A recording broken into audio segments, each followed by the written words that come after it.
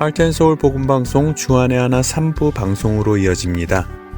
주안의 하나 3부에는 하나님의 말씀이 오늘날 우리 손 위에 성경이 되어 전해지기까지 그 놀라운 여정을 따라가는 성경의 역사, 야고보 사도가 전한 서신서를 읽으며 묵상하는 시간인 야고보의 편지와 성경의 인물들과 사건을 만나는 바이블 드라마, 그리고 고전 설교를 소개해드리는 성도들에게 준비되어 있습니다.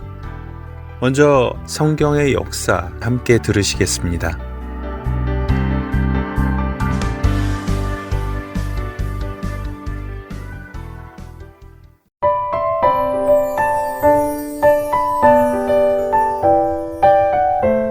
안녕하세요. 하트앤서울 복음방송 애청자 여러분, 한일철 목사입니다.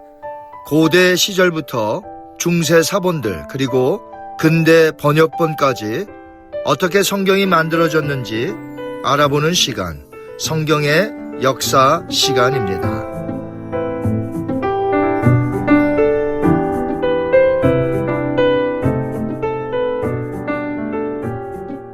그 첫 번째 순서로 오늘은 오리지널 성경 원본에 대해서 말씀드리려고 합니다. 성경은 사람이 고안해내어 기록한 것이 아닙니다. 오늘날 우리가 갖게 된 것은 사람들이 고안해낸 그런 그 성경을 기록한 것, 사람들의 머리에서 나온 것이 아니라는 것이죠. 하나님이 원래 처음부터 계획하여 우리 사람들에게 주신 최고의 선물이 바로 성경이라는 것입니다. 성경은 하나님께서 우리에게 주셨는데, 이 성경을 사람들에게 주심은 하나님께서 처음부터 세우신 계획이 있으셨어요. 그 때가 되어서 성경이 우리의 손에 들려주게 되었다는 것입니다. 성경이 무엇입니까? 성경을 한마디로 설명하자면 하나님이 행하신 일들을 하나님이 설명하신 책입니다. 그러므로 성경이 아니라면 우리는 하나님이 어떤 분인지 알 수가 없고요. 그분의 계획과 그분의 행하신 일들을 우리는 알 수가 없습니다. 성경은 하나님의 행하신 일들을 친히 설명하신 것입니다. 그 성경을 우리는 믿음으로 받아들여야 된다는 것이죠. 그래서 저와 여러분이 성경을 읽을 때 믿음으로 받아들이지 않으면 아무 소용이 없습니다. 왜 믿음으로 받아들여야 하냐 하면 100% 사실이고 100% 진리이기 때문에 그렇습니다. 그래서 성경을 가리켜 계시의 말씀이라고 하는 것이죠. 계시란 의미가 무엇이냐면 덮개를 벗기는 것이란 뜻입니다. 즉 감추어졌던 것이 벗기어 우리에게 주신 것이 바로 성경이라는 것이죠. 하나님은 자연 계시를 통해서, 자연을 통해서도 우리에게 계시해 주시지만 특별 계시로 성경을 우리에게 주셔서 하나님이 그 행하신 일들을 알 수 있게 하시고 우리로 하여금 그 하나님을 믿도록 하셨다는 것입니다. 우리에게는 현재 번역본 성경들이 있습니다. 이처럼 저에게도 많은 다양한 수많은 번역본 성경책들이 있습니다. 이 번역본들은요, 사본에서 번역이 되었습니다. 그럼 그 사본들은요, 더 오래된 사본들에서 필사된 것이죠. 그렇게 쭉 올라가다 보면 원래의 성경이 하나 나옵니다. 우리는 그 성경을 가리켜서 오리지널 성경, 즉 원본이라고 말합니다. 구약 성경 원본은 히브리어로 기록이 되어 있습니다. 신약 성경 원본은 헬라어로 기록이 되어 있습니다. 이 구약 성경 원본은 모세가 처음으로 기록을 했어요. 지금으로부터 보면 약 3,400년 전, 그러니까 주전으로 말하자면 한 1,400년 전, 그것으로 시작하여서 지금으로부터 약 2,400년 전, 주전으로 말하자면 이제 400년 전이죠. 근데 지금으로 말하면 이제 2,400년까지 여러 사람들을 통해서 구약 성경이 기록이 되었습니다. 그럼 신약 성경 원본은요, 언제 기록이 되었을까요? 주후 1세기경에 27권 전부 여러 사람들의 저자를 통해서 기록이 되었습니다. 총 1500년에 걸쳐서 약 40여 명의 사람들이 성경을 기록한 것이죠. 자, 우리가 현재 가지고 있는 이 번역본 성경들, 그리고 사본 성경들에 대해서는 그 성경들은 다양하고 종류가 굉장히 많습니다. 하지만 오리지널 성경의 특징은 각 권마다 하나밖에 없다는 것입니다. 예를 들어서 모세가 쓴 창세기 오리지널은 하나밖에 없습니다. 두 개일 수가 없어요. 두 개가 되었다면 이미 두 번째 것은 오리지널이 될 수가 없는 거죠. 두 번째 것은 고대 사본이 될 뿐이죠. 왜냐하면 오리지널에서 어떤 이가 필사했기 때문입니다. 이처럼 구약의 각 권들은 오리지널 성경 각각 한 권밖에 없다는 것입니다. 그것이 수많은 사본 성경들과 수많은 번역본 성경과의 큰 차이입니다. 우리는 오리지널 성경을 생각할 때 세 가지 질문을 가져볼 수가 있겠습니다. 첫 번째 질문은 모세가 첫 번째 성경 저자였다면 모세 전에 있었던 그 오래된 일들을 그가 다 어떻게 알고 기록하였는가 하는 것이죠. 두 번째 질문은요. 오리지널 성경을 기록할 때에 종이도 없었을 텐데 어디에다가 기록을 했을까 하는 질문입니다. 그리고 마지막 세 번째 질문은요. 오리지널 원본 성경은 현재 남아있는가 하는 질문입니다. 이제 그 궁금증을 하나씩 풀어보도록 하겠습니다. 첫 번째 질문이 무엇이었죠? 만약에 3400년 전에 모세가 처음으로 성경을 기록하였다면 그 전에 있었던 스토리들, 이야기들을 모세가 어떻게 알았느냐 하는 것이에요. 예를 들면 창조 이야기, 대홍수 이야기, 아브라함을 선택한 이야기, 12지파 이야기 등등을 모세가 과연 어떻게 그렇게 자세하게 알 수 있었을까 하는 질문입니다. 성경을 기록하기 전에 사건들과 이야기들은 구전을 통해서 전달되었다는 것이에요. 구전이 무엇입니까? 입으로 전하다라는 뜻이에요. 여러분이 기억하셔야 되는 것은 이 세상의 어느 시대이건 단 한 번도 하나님의 사람들이 끊긴 적이 없었습니다. 대홍수로 멸망시키실 때에도 그 땅에는 노아라는 하나님의 사람이 남아 있었습니다. 그 당시 사람들은요 1000년 가까이 살았다는 것을 여러분 기억하셔야 돼요. 짧게 살았던 사람이 수백 년입니다. 즉 하나님에 대해서 하나님이 행하신 일의 사건들을 신앙의 여러 인물들이 동시대에 살면서 중복되는 가르침의 구전을 통해서 전달되었다는 것입니다. 여기서 놓치지 말아야 할 것이 있는데요. 하나님께서 구전에 깊이 개입하셨다는 것을 잊어서는 안 된다는 것입니다.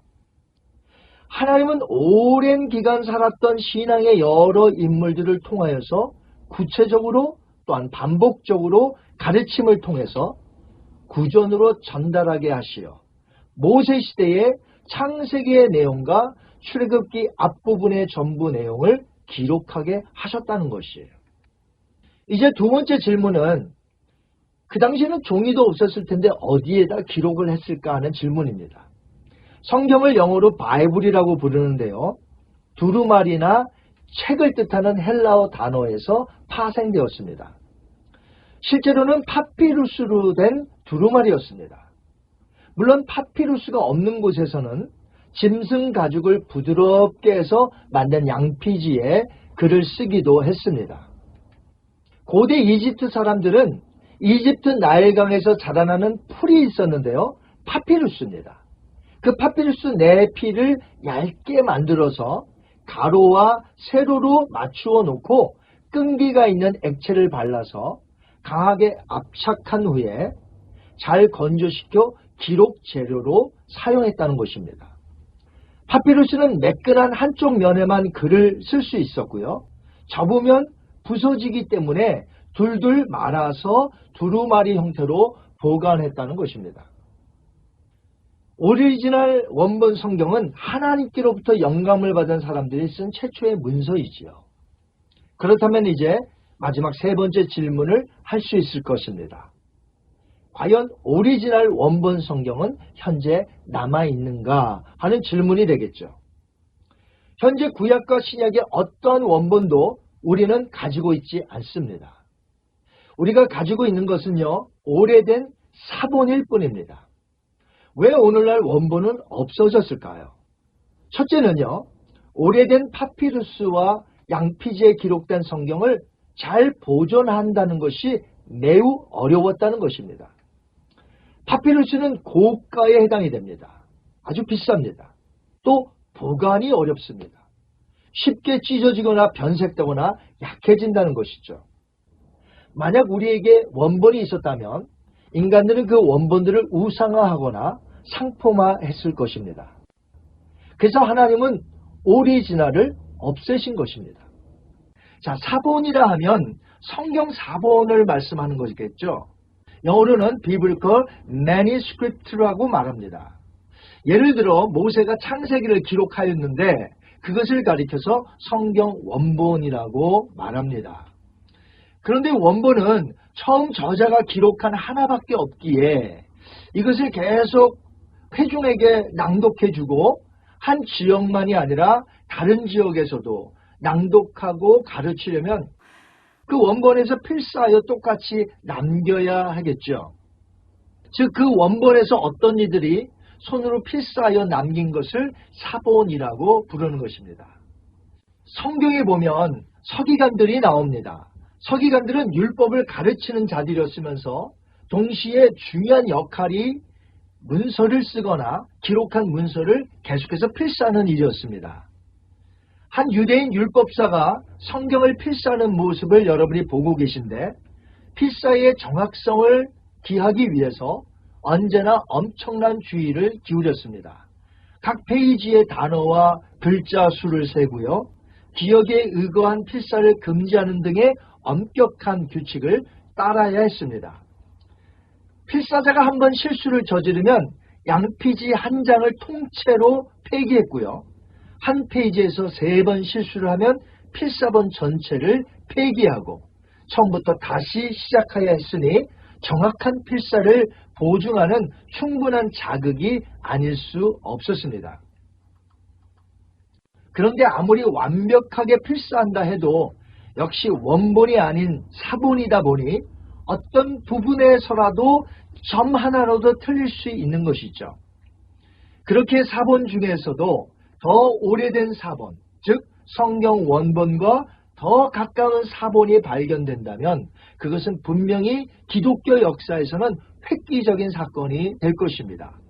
그 오래된 사본들을 가리켜 고대 사본이라고 부르는 것이죠.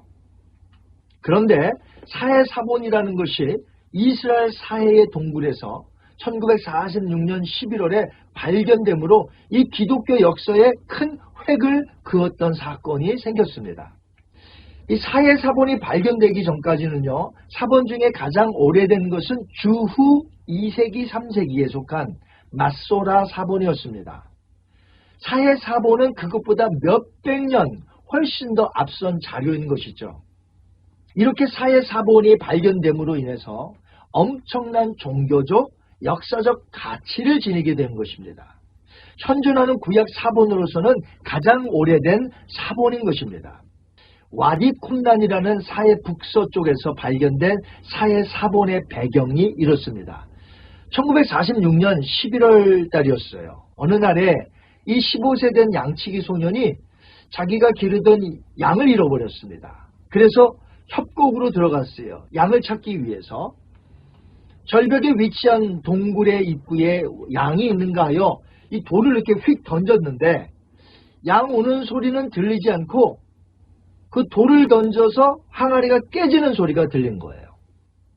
양치기 소년은 무엇이 있나 하고 들어가 보았더니 항아리들 속에 두루마리들이 있음을 발견하고 가족들에게 가서 보여준 것이 이제 세상에 알려지게 되었고요. 현대 성경 고고학의 가장 중요한 사해 사본이 발견된 것입니다. 쿰란 근처 사해 12개의 동굴에서 무려 600개의 사본이 발견되었습니다. 네 번째 동굴에서 집중적으로 많은 분량의 두루마리들이 발견되었는데요. 동굴들에서 나온 사본 중에 포함되지 않은 구약 성경은 에스더서밖에 없습니다. 사해 사본에서 발견된 가장 대단한 보물 중 하나가 대이사야서로 알려진 거의 온전한 이사야서 사본입니다. 이사야서 66장이 전부 있었습니다. 이런 사건들을 통해서 하나님은 성경이 하나님의 말씀인 것을 의심하지 말라고 오늘 우리에게 말씀하시는 것이죠. 사도 바울은 우리에게 있는 성경이 하나님의 감동으로 되어진 것이라고 분명히 말하므로 우리가 살아갈 때에 기록된 성경을 중심으로 반드시 살아야 함을 강조했습니다. 여러분이 잘 아는 디모데후서 3장 16절, 17절 말씀을 제가 한번 읽어보겠습니다. 모든 성경은 하나님의 감동으로 된 것으로 교훈과 책망과 바르게 함과 의로 교육하기에 유익하니 이는 하나님의 사람으로 온전하게 하며 모든 선한 일을 행할 능력을 갖추게 하려 함이라. 아멘. 성경은 우리가 어떤 상황에 놓여져 있다 할지라도 그때에 하나님께 기도하며 하나님을 찾으라고 말씀하고 계십니다.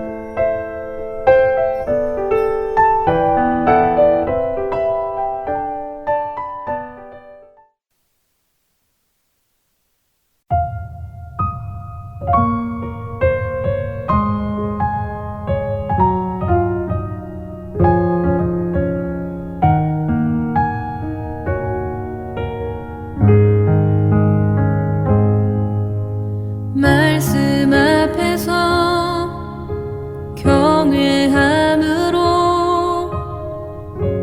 주께 홀로 섭니다.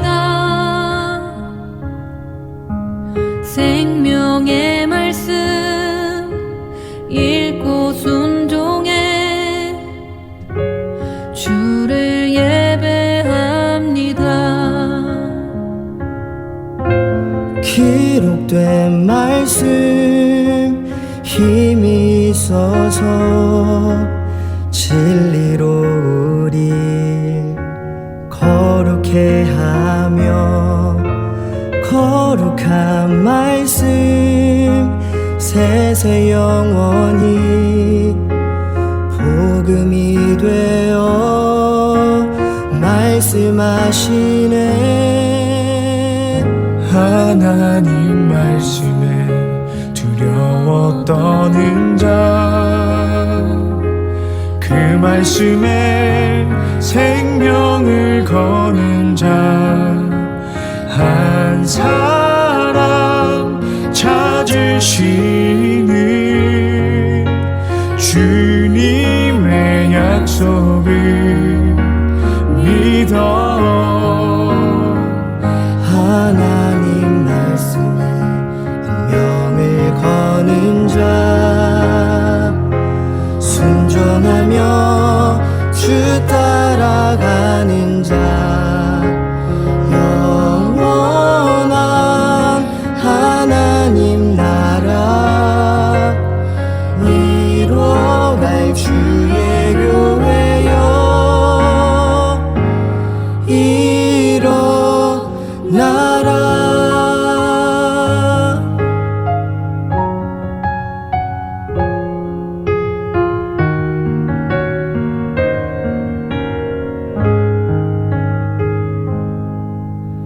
말씀 앞에서 경외함으로 주께 홀로 섭니다. 생명의 말씀 읽고 순종해 주를 예배합니다. 기록된 말씀 힘이 있어서 진리로 우리 거룩해 하며 거룩한 말씀 세세 영원히 복음이 되어 말씀하시네. 하나님 말씀에 두려워 떠는 자,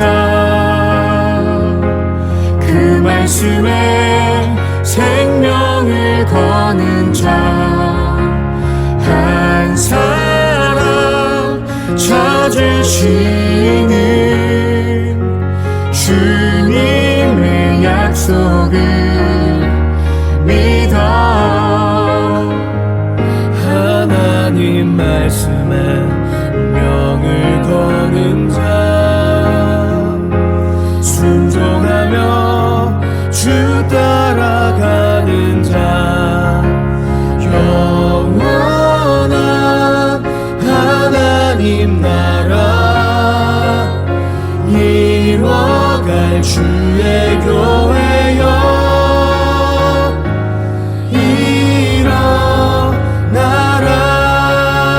일어나라 주 말씀에 우리를 구원해 이르는 지혜이니 목숨과 내 뜻 다해 그 말씀에 복종하라 하나님 말씀에 두려워 떠는 자 그 말씀에 생명을 거는 자 한 사람 찾으시는 주님의 약속을 믿어 하나님 말씀에 명을 거는 자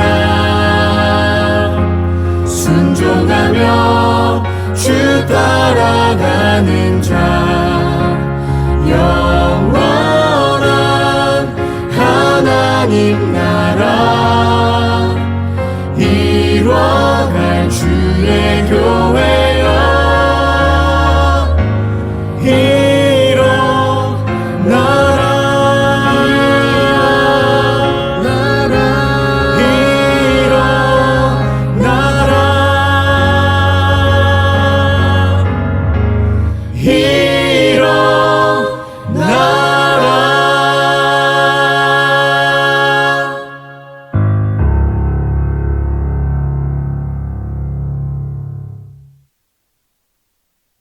야고보의 편지 함께 들으시겠습니다.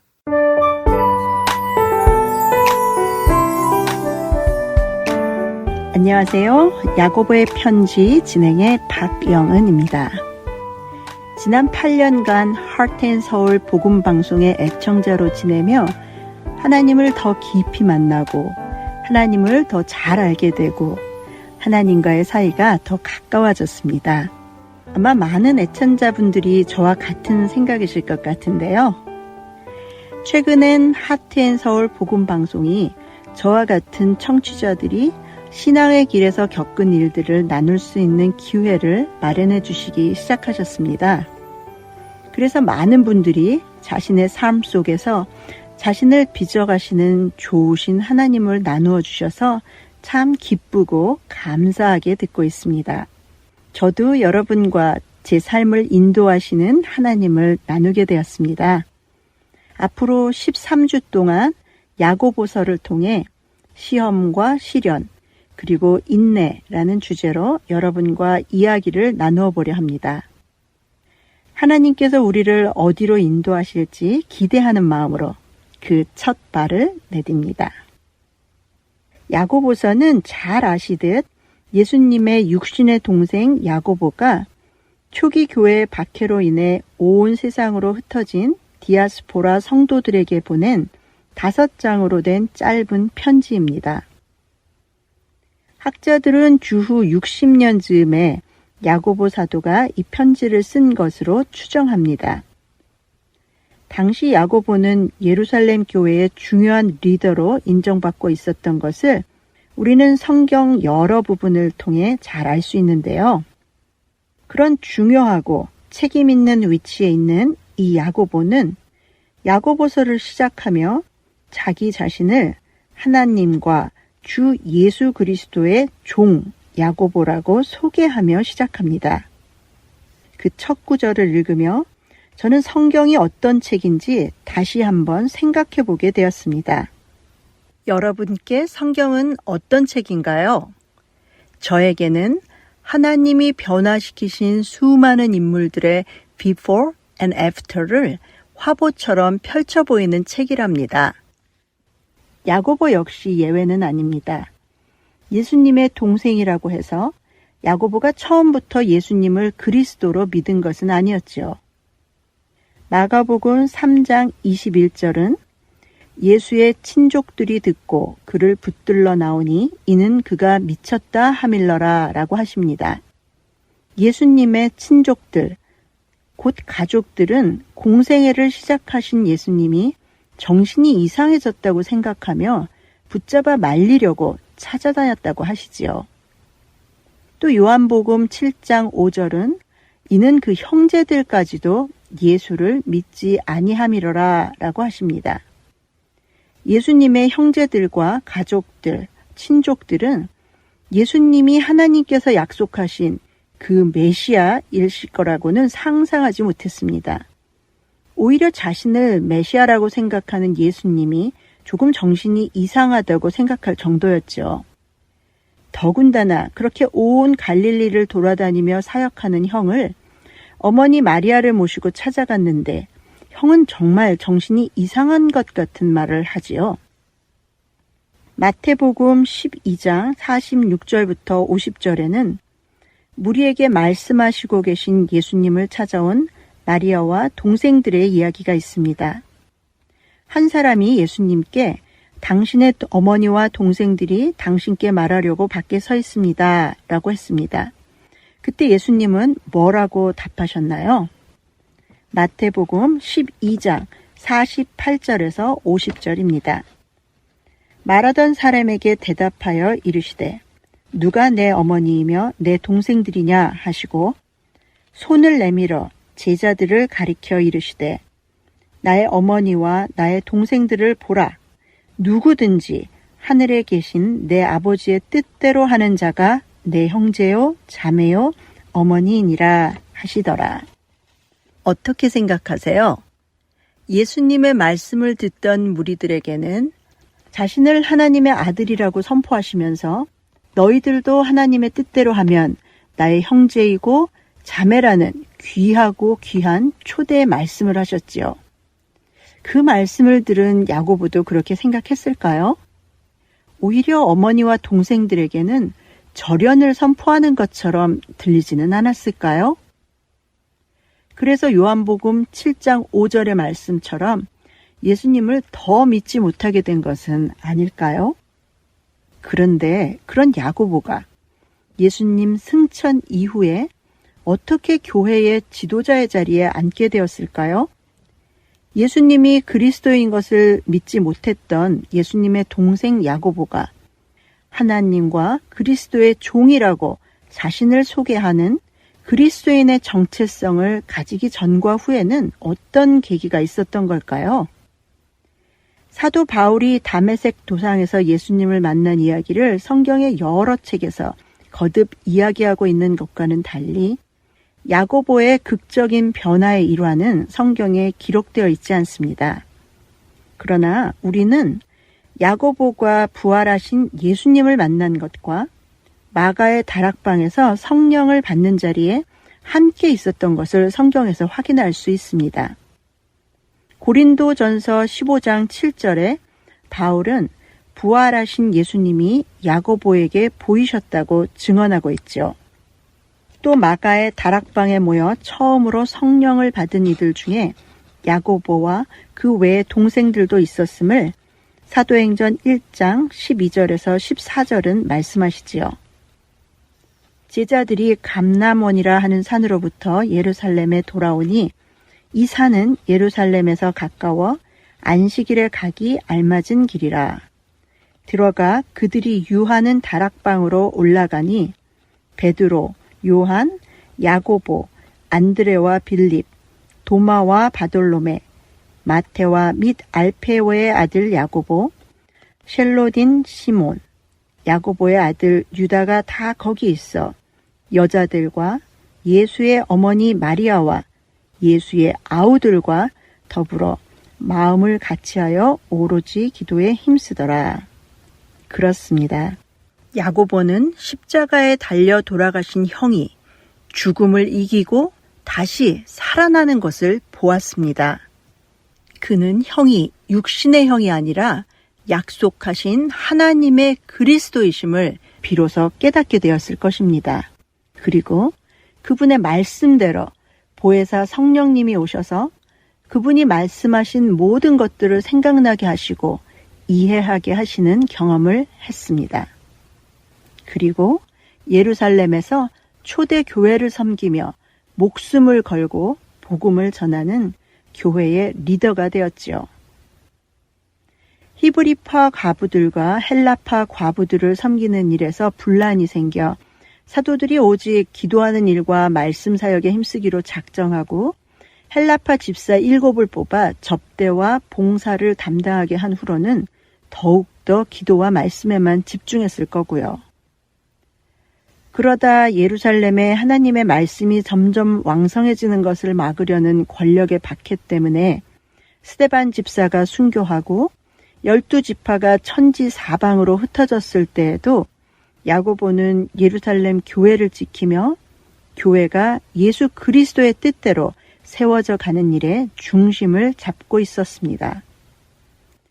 야고보서는 각지에서 박해받고 고난당하는 흩어진 초기 그리스도인들에게 보내는 야고보의 유일한 편지입니다. 이 편지를 읽기 전에 편지를 쓴 야고보에 관해 묵상한 이유는 지금 이 글을 쓰고 있는 저나 방송을 듣고 계시는 성도님 모두 부활하신 예수님과 보혜사 성령님을 만나 그리스도인으로 정체성의 변화를 겪은 사람들이기 때문입니다. 지금 이 방송을 들으시는 분들 중에 아직 믿음이 없으신 분이 계시다면 성경을 열어 한 인물을 골라 그들이 하나님을 만나고 하나님의 사람으로 변해가는 과정에 주목하며 천천히 읽어보시기 바랍니다. 야고보가 말하는 종의 헬라어 어원은 둘로스입니다. 조금이라도 자발적인 의미가 있는 종, servant라는 번역보다는 자기 의지는 하나도 없는 노예, slave가 더 정확한 번역이지요. 야고보가 왜 자신을 예수님의 동생, 교회의 수장이라는 소개 대신 하나님과 예수 그리스도의 노예라는 신분으로 정의하는지 그 기쁨을 알게 되시고 또 그 기쁨을 처음 깨달은 때의 감격을 회복하는 저희 모두가 되기를 간절히 바라며 오늘 야고보서 첫 번째 나눔을 마치겠습니다.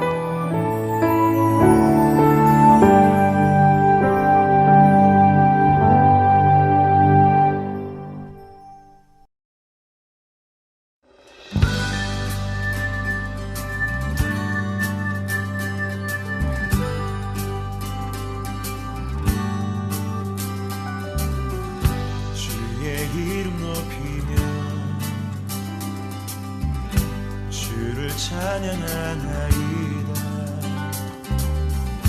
나를 구하러 오신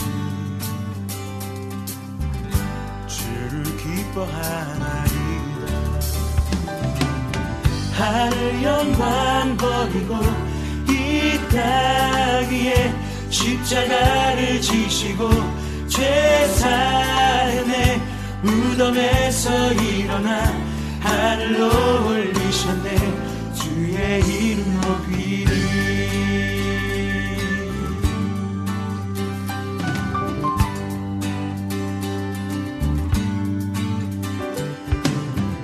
주의 이름 높이며 주를 찬양하나이다. 나를 구하러 오신 주를 기뻐하나이다. 영광 버리고 이 땅 위에 십자가를 지시고 죄 사했네. 무덤에서 일어나 하늘로 올리셨네. 주의 이름 높이리.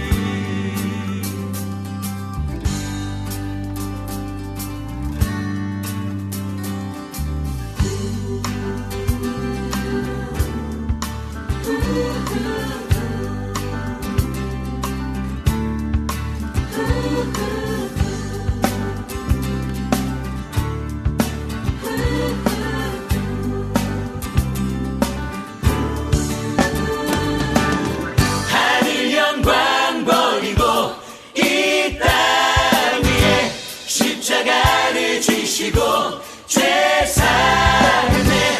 무덤에서 일어나 하늘로 올리셨네. 주의 이름 높이리. 하늘 영광 버리고 이 땅 위에 십자가를 지시고 죄 사했네. 무덤에서 일어나 하늘로 올리셨네. 주의 이름 높이리. 주의 이름 높이리. 주의 이름 높이리.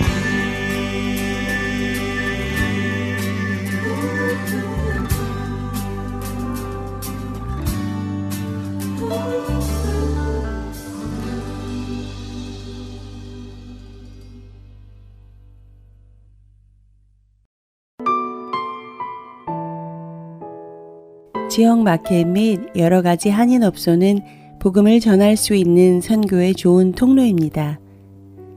매사추세츠주에는 한인들이 23,000명 정도 살고 있다고 합니다.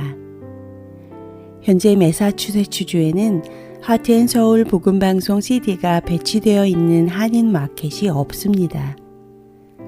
이 지역에 위치한 H마트 벌링턴 또는 H마트 캠브리지에 저희 CD를 놓아주시고 관리해 주실 동역자를 찾습니다.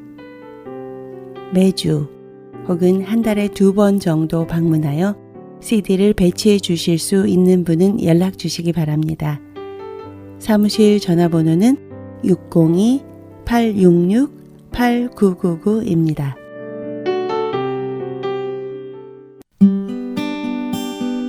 기쁜 소식 사랑으로 땅끝까지 전하는 아랜소.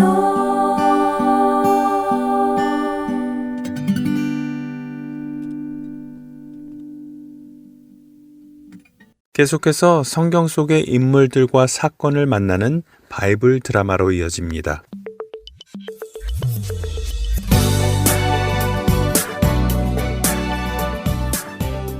시청자 여러분 안녕하세요. 바이블 드라마 열왕기편 진행의 박용규입니다. 남유다의 아마샤 왕은 에돔을 상대로 전쟁을 벌이고 큰 승리를 얻습니다. 그리고 그는 하나님께 영광을 돌리며 그곳의 이름을 욕드엘, 하나님이 굴복시키셨다 라는 의미로 지었지요. 하지만 인간의 죄성은 참으로 두렵습니다. 분명 하나님을 의지하여 전쟁을 치루었고 승리를 얻었음에도 아마샤 왕은 이해할 수 없는 일을 합니다.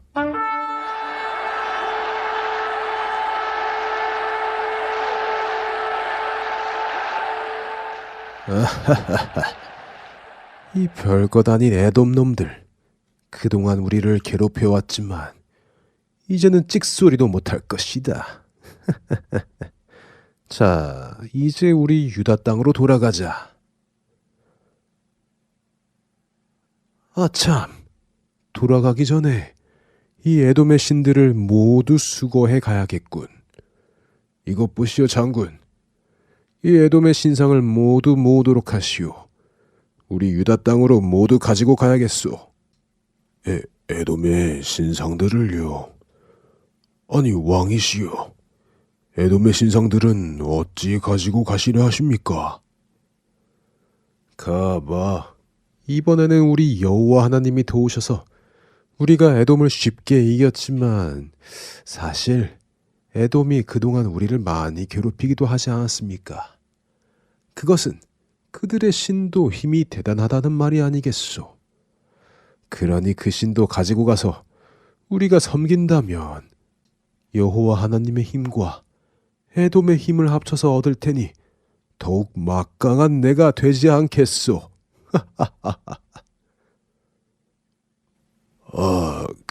그러시군요.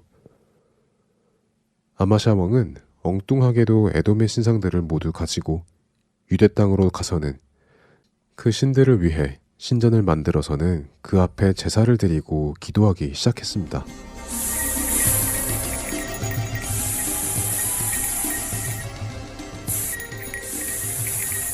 오 에돔의 신이시여, 이제 나에게도 당신의 힘을 주사 이 세상 그 누구보다 강력한 왕이 되게 하소서. 아마샤 왕이 여호와 하나님의 은혜를 잊고 이렇게 에돔의 신상에 절을 하며 섬기기 시작하자 하나님께서는 한 선지자를 급히 아마샤 왕에게 보내십니다.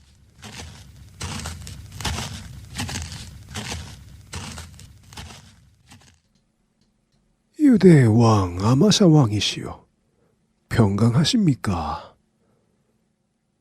오, 그대는 누구인가?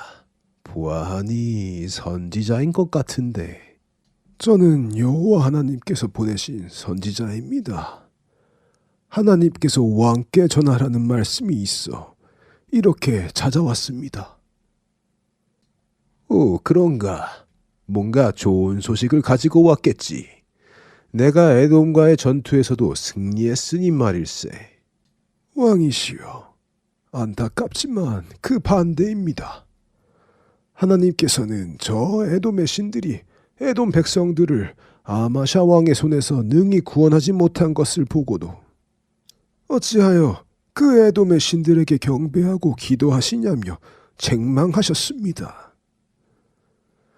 선지자가 그렇게 아마샤 왕에게 하나님의 말씀을 전하고 있던 그때였습니다.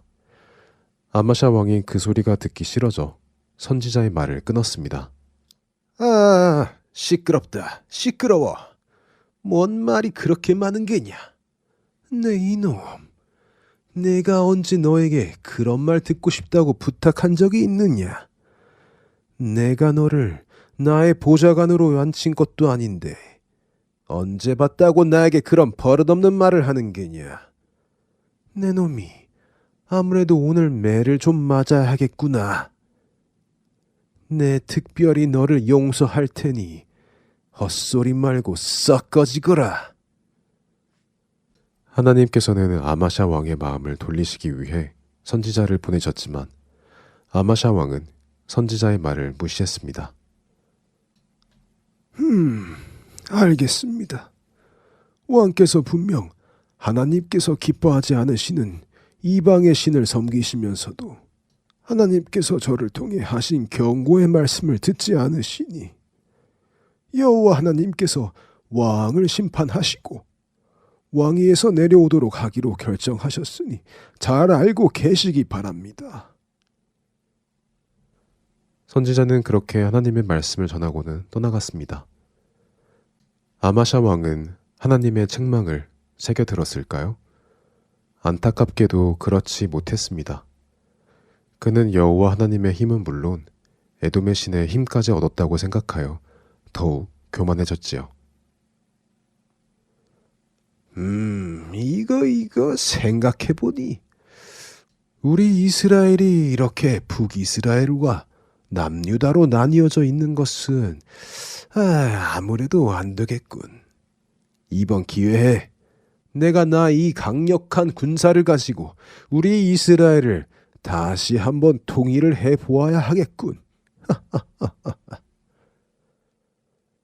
아마샤 왕은 그렇게 하여 북이스라엘의 왕 요아스에게 전령을 보냅니다. 전령은 들으라. 너는 이제 북이스라엘의 요아스 왕에게 가서 나의 뜻을 전하도록 해라. 너는 요아스 왕에게 요즘 북이스라엘이 우리 남유다를 위협하는 일도 있고 해서 내가 단판을 짓고 싶으니 내게로 오라고 전하도록 해라.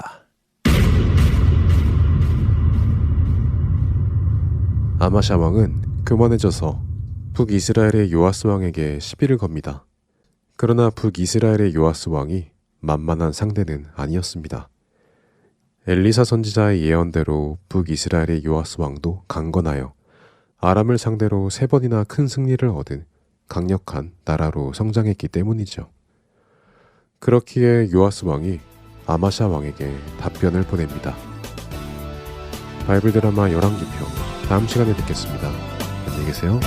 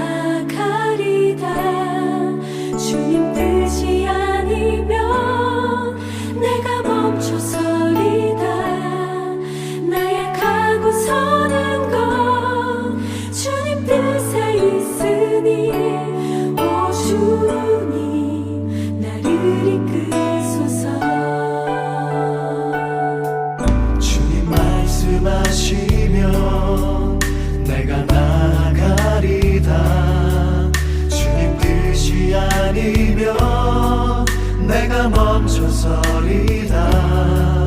나의 가고 서는 것 주님 뜻에 있으니 오 주님 나를 이끄소서. 뜻하신 그곳에 나 있기 원합니다. 이끄시는 대로 순종하며 살리니 연약한 내 영혼 통하여 일하소서. 주님 나라와 그 뜻을 위하여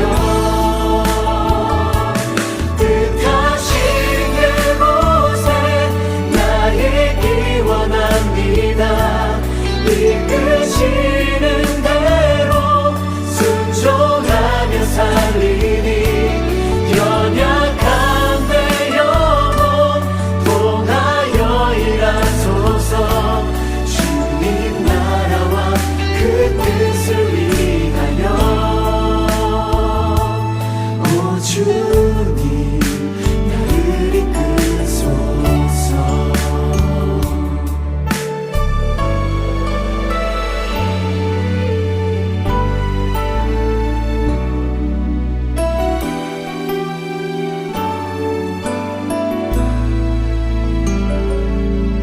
주님 말씀하시면 내가 나가리다. 주님 뜻이 아니면 내가 멈춰서리다.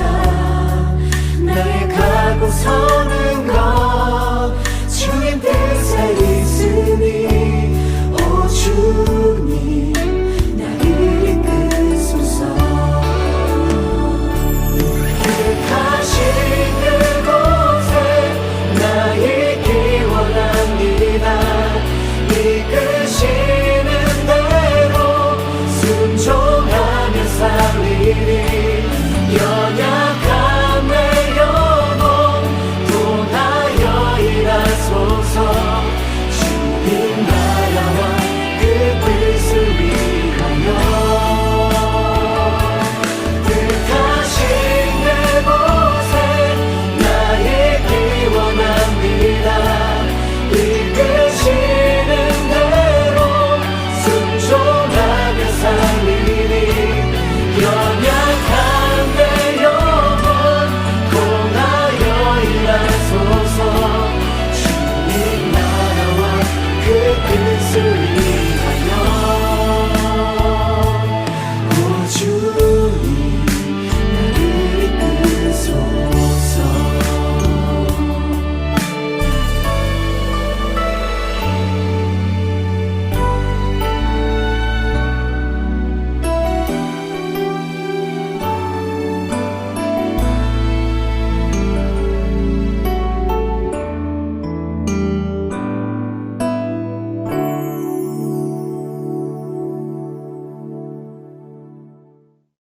고전 설교를 듣는 시간입니다. 성도들에게 보내드립니다.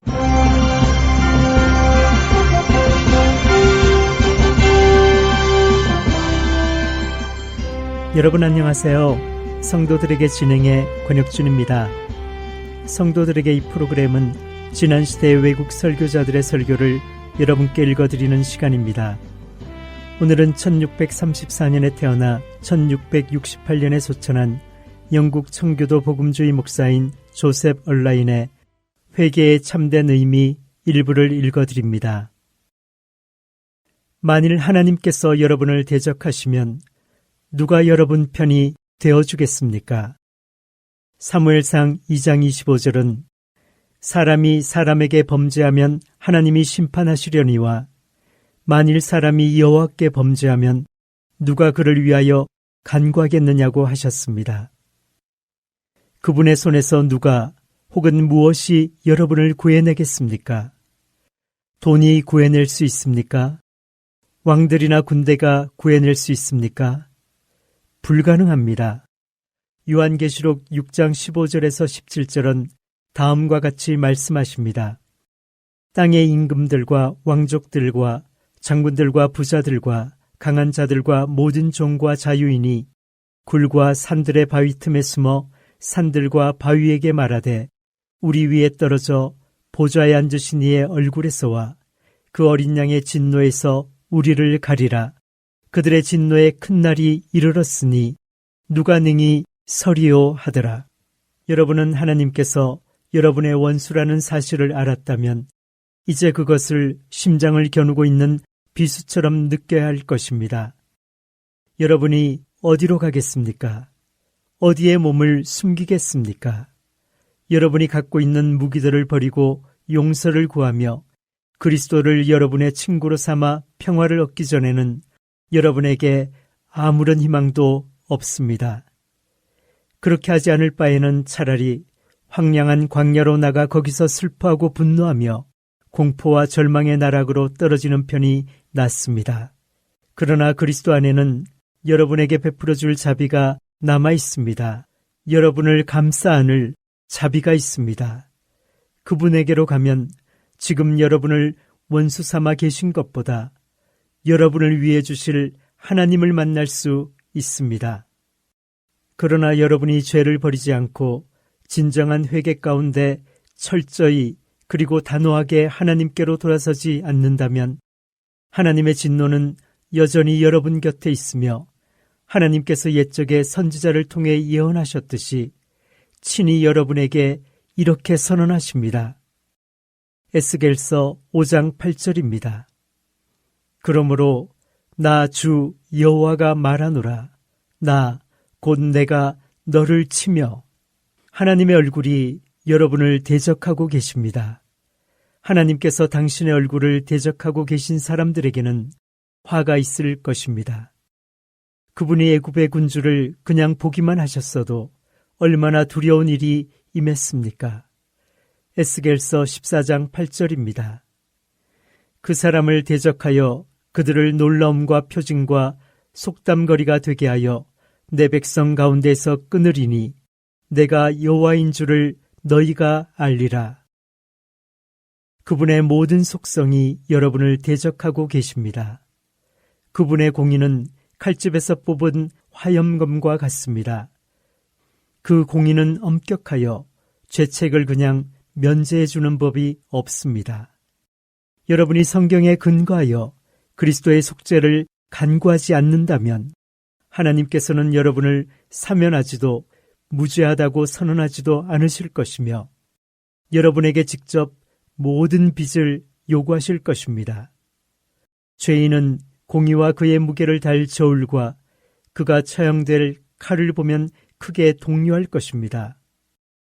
그러나 사단은 될 수 있는 대로 그것을 보지 못하게 하고 꾀어서 주께서는 결국 모든 사람에게 자비를 베푸실 것이라고 안심시킴으로써 영혼이 죄 안에서 그냥 잠들도록 합니다. 하나님의 공의는 엄격하여 반드시 시행됩니다. 그것은 악을 행하는 모든 사람에게 노와 분을, 환난과 곤고를 선포합니다. 죄책감을 가지고 있는 사람에 대한 하나님의 공의는 파산한 채무자를 바라보는 채권자보다, 강도를 바라보는 판사와 검사보다, 살인자를 기다리고 있는 수갑과 교수대보다 더 무섭습니다. 공의가 삶과 죽음 위에 임할 때 얼마나 두려운 일이 불쌍한 죄인에게 행해지겠습니까? 마태복음 22장 13절입니다. 그 손발을 묶어 바깥 어두운 데에 내던지라. 거기서 슬피 울며 이를 갈게 되리라 하니라. 이것이 바로 공의를 내리는 두려운 선고입니다. 죄인들은 이 엄격한 공의로 자기를 미리 비추어 보아야 합니다. 하나님이 살아계신 것이 확실하듯이 여러분이 회개하고 돌이키지 않는다면 이런 사형 선고를 반드시 받게 될 것입니다. 하나님의 거룩하심이 여러분을 대적하고 있습니다. 그분은 여러분에게 단순히 노하실 뿐만 아니라 그의 자녀들에게도 노하시는 때가 있는 것입니다. 항구적으로 불쾌감을 갖고 계십니다. 하나님의 속성은 죄와는 영원히 반대됩니다. 그러므로 그리스도가 없었다면 하나님은 죄인을 기뻐하실 수 없었을 것입니다. 하나님의 호의를 벗어나 미움의 대상이 된다는 것은 얼마나 비참한 일입니까? 하나님께서는 여러분, 즉 변하여 새롭게 되지 않은 상태에 있는 여러분을 받으시거나 좋아하시기보다는 차라리 당신의 속성을 포기하고 하나님 되심을 그만두실 것입니다. 죄인이여, 당신이 어떻게 감히 밝고 순결하게 비치는 해를 생각할 수 있으며 하나님 안에 있는 거룩한 아름다움과 영광을 생각할 수 있습니까? 욥기 25장 5절은 이렇게 말씀하십니다. 보라, 그의 눈에는 달이라도 빛을 발하지 못하고 별도 빛나지 못하거든. 여러분은 그분의 눈이 모든 것을 감찰하신다는 것을 아십니까? 그 눈이 여러분 안에서 무엇을 감찰하고 계십니까? 그런데도 여러분은 그리스도께서 여러분을 위해 변호해 주시는 일에 관심이 없습니까? 하나님의 권능은 강한 위력을 가진 대포처럼 여러분을 겨냥하고 있습니다. 하나님의 권능은 복음에 순종하지 않는 사람들을 당황케 하고 멸망시키는 일에 장엄하게 나타날 것입니다. 하나님은 그들에게 그 권능을 알게 하실 것입니다. 바로 이 목적을 위해서 그들을 세우셨습니다. 여러분은 이러한 창조주와 감히 대결할 수 있겠습니까?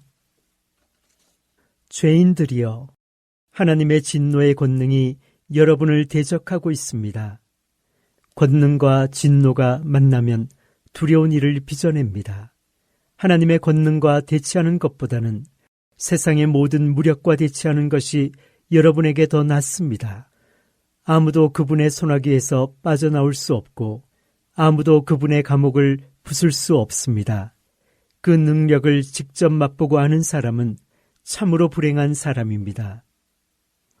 욥기 9장 3절에서 13절입니다. 사람이 하나님께 변론하기를 좋아할지라도 첫마디에 한마디도 대답하지 못하리라. 그는 마음이 지혜로우시고 힘이 강하시니 그를 거슬러 스스로 완악하게 행하고도 형통할 자가 누구이랴. 그가 진노하심으로 산을 무너뜨리시며 옮기실지라도 산이 깨닫지 못하며 그가 땅을 그 자리에서 움직이시니 그 기둥들이 흔들리도다. 그가 해를 명령하여 뜨지 못하게 하시며 별들을 가두시도다.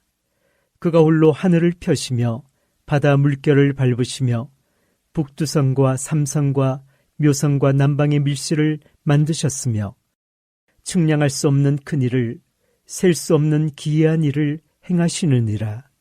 그가 내 앞으로 지나시나 내가 보지 못하며 그가 내 앞에서 움직이시나 내가 깨닫지 못하느니라. 하나님이 빼앗으시면 누가 막을 수 있으며 무엇을 하시나이까 하고 누가 물을 수 있으랴. 하나님이 진노를 돌이키지 아니하시나니 라합을 돕는 자들이 그 밑에 굴복하겠거든. 여러분은 그렇게 저기를 품으신 분과 대결할 만한 사람들입니까? 하나님이 자비를 베푸실 때 굴복하십시오. 그분의 권능에 매달려 화평을 구하십시오. 하나님의 진리는 여러분에 대하여 맹세합니다.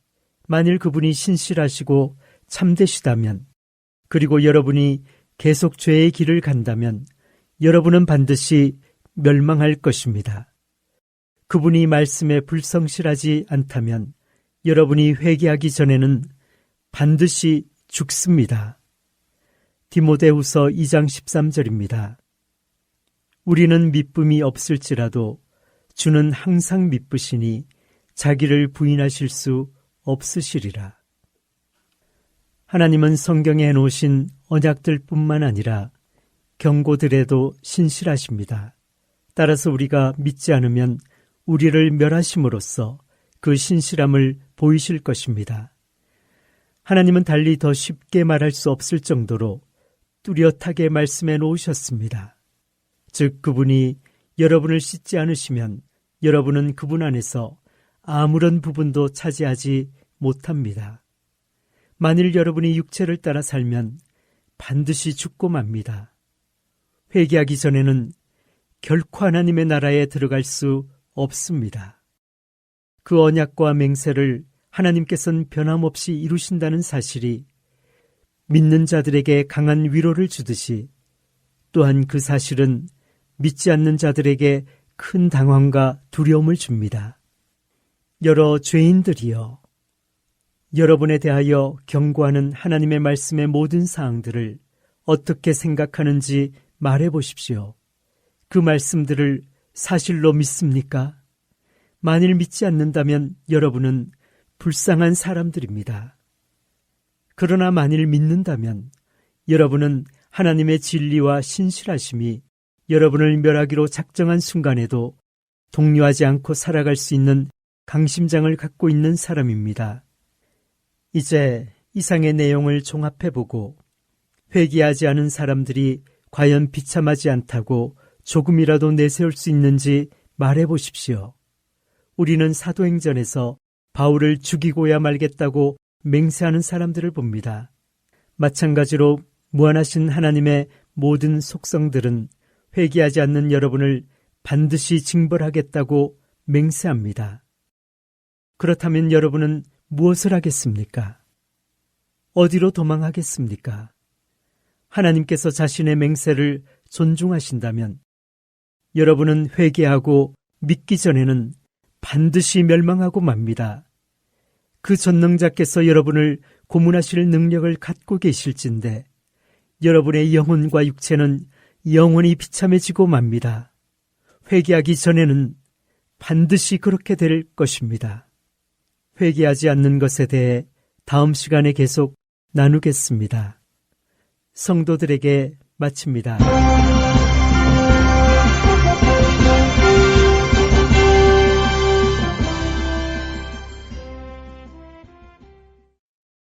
내 주 되신 주를 참 사랑하고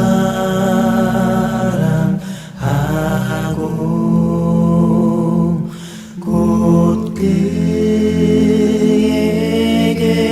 죄를 다고 하리라.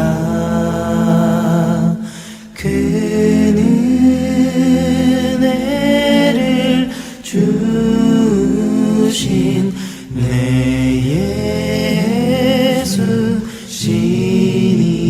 예수시니 이전보다 더욱 사랑합니다.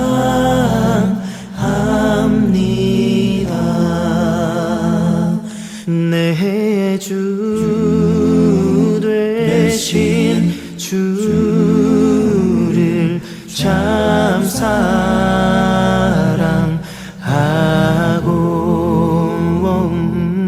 꼭 그에게 죄를 다고 하리라. 그는 은혜를 주신 내 예수시니 이전보다 더욱 사랑합니다.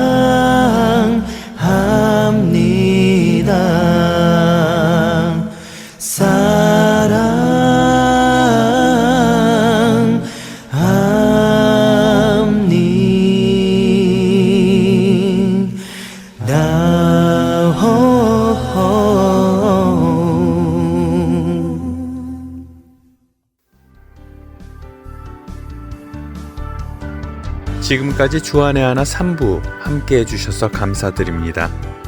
계속해서 주안의 하나 4부로 이어집니다. 감사합니다.